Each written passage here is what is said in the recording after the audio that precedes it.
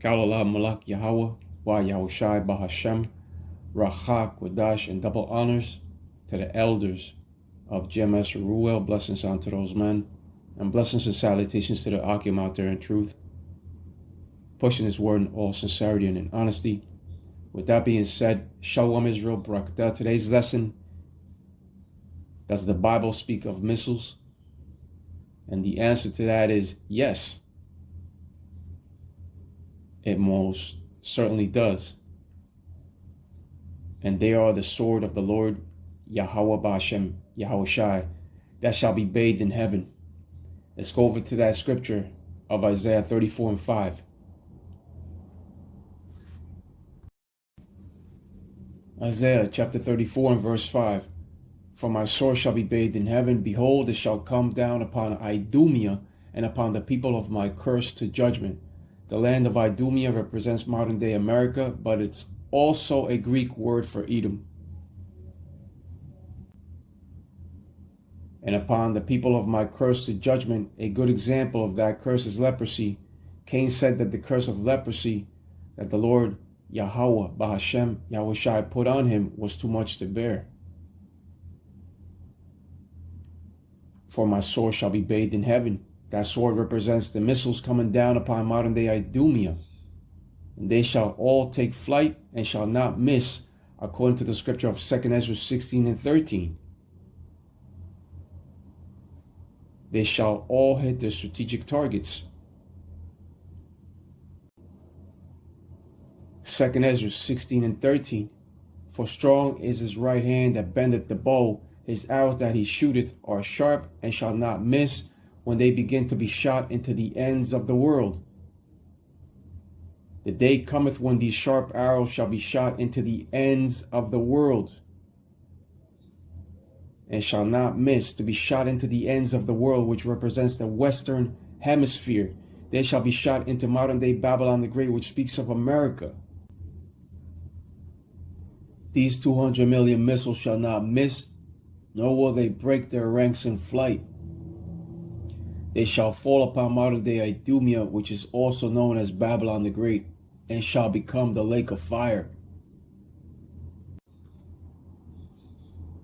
When it comes to these swords of the Lord taking flight, none shall malfunction, none shall be brought down, and none shall miss to hit all their strategic targets, because the Spirit of the Lord,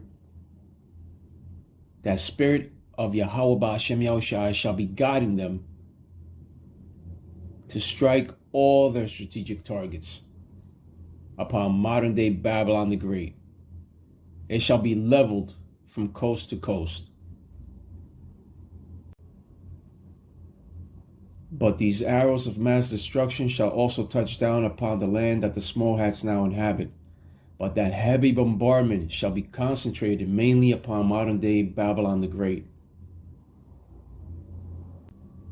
And once those missiles touch down upon Babylon the Great, the scenery and landscapes that the people once knew shall change drastically in that besom of destruction. And Babylon the Great in these times is America. It's also known as Basra, modern day Egypt, Sodom, Nineveh, Idumea, etc.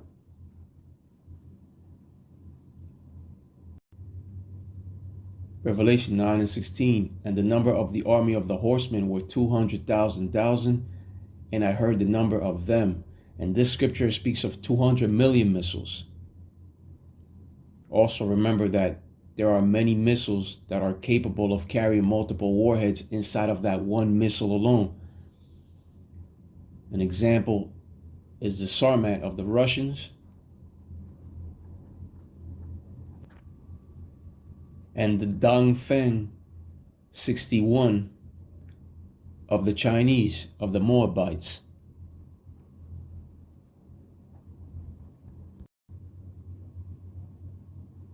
Here we have Revelation 9 and 17. And thus I saw the horses in the vision, and them that sat on them having breastplates of fire and of jacinth, and brimstone, and the heads of the horses were as the heads of lions, and out of their mouths issued fire and smoke and brimstone. Real horses running in the pastures are not capable of shooting forth fire out of their mouths. This scripture is talking of the deadly effects of a nuclear detonation. The heads of the horses speak of those nuclear warheads of destruction. And these missiles represent destruction and the end of this wicked generation and civilization at hand of Esau, Edom. The real prophets of the Lord that are stationed in these four corners of the earth are warning of the great tribulation to come,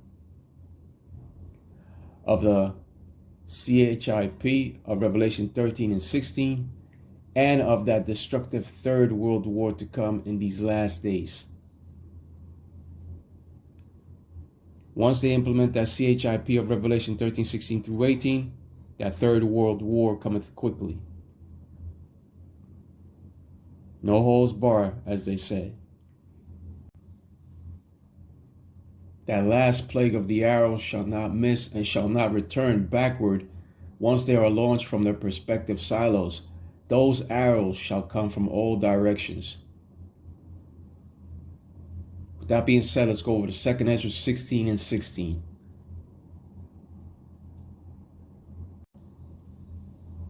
Here we have that scripture of 2 Esdras 16 and 16.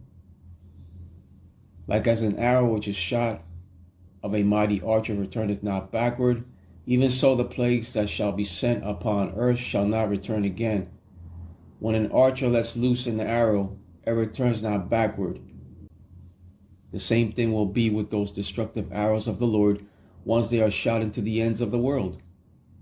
And many of these plagues that are being sent upon earth as we speak are not returning backward.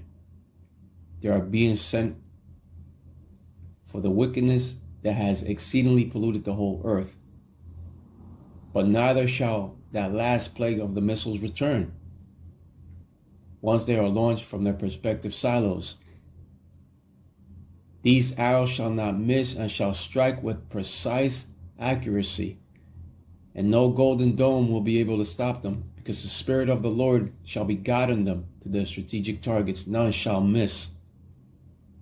An inevitable war of deadly technology is coming, and we are blowing the trumpet in warning. You shall also see robots, AI.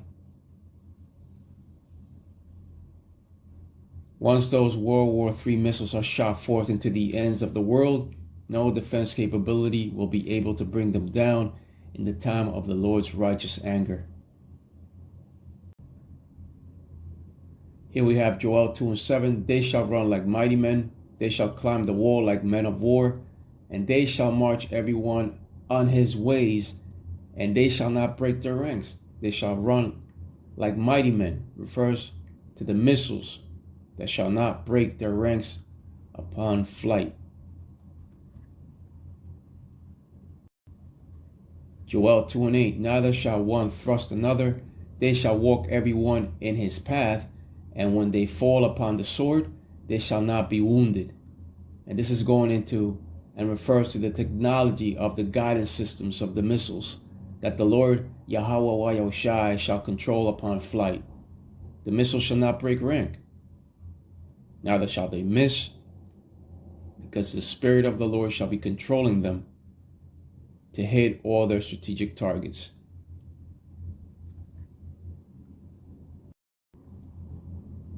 Joel 2 and 9, they shall run to and fro in the city, they shall run upon the wall, they shall climb up upon the houses, they shall enter in at the window like a thief. They shall enter in at the windows like a thief, right? When these missiles are shot from the many different silos, they shall enter into space, and the warheads shall proceed to come down upon all their strategic targets on earth. That blast shall enter everywhere.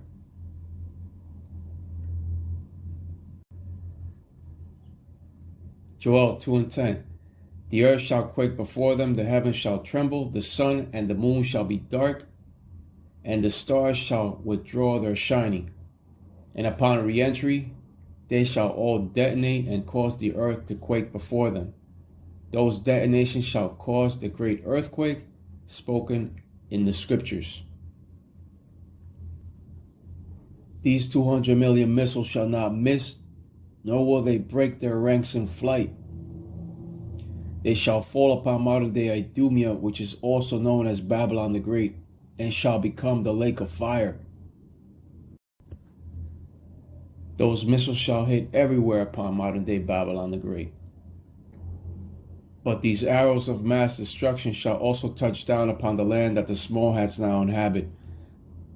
But that concentration will be mainly upon modern-day Idumea, aka Babylon the Great, which speaks of America. Once that CHIP is fully implemented around the world, all hell will break loose, and the slain of the Lord shall be many, according to Isaiah 66:15 and 16. First cometh the CHIP, then World War III. And then in the middle of that war, the Lord returns to take the elect out of harm's way. But when it comes to this army of missiles, on that day, they shall not break their ranks, and none shall miss. But with that being said, Kalalah Malak Yahweh, Wa Yahushai, Bahashem, Rachak, Wadash, and double honors to the elders of GMS Ruel, blessings unto those men, and blessings and salutations to the Akim out there in truth, pushing his word in all sincerity and in honesty. With that being said, Shalom Israel, Barakatah. Shalom.